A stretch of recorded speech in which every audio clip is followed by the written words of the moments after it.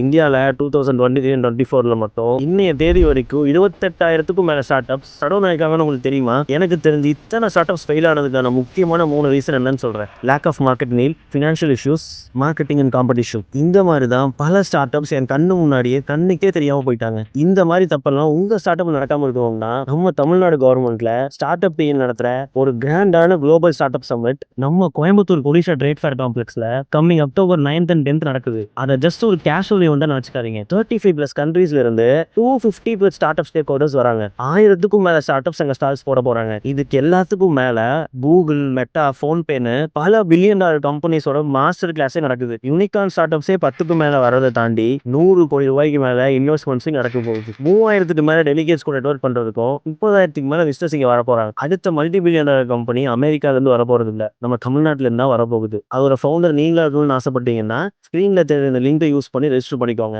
இல்லைன்னா என்ன ஃபாலோ பண்ணிட்டு ஸ்டார்ட் அப் டிஎன்னு கமெண்ட் பண்ணுங்க. நானே இந்த லிங்க் உங்களுக்கு டிஎம் பண்றேன்.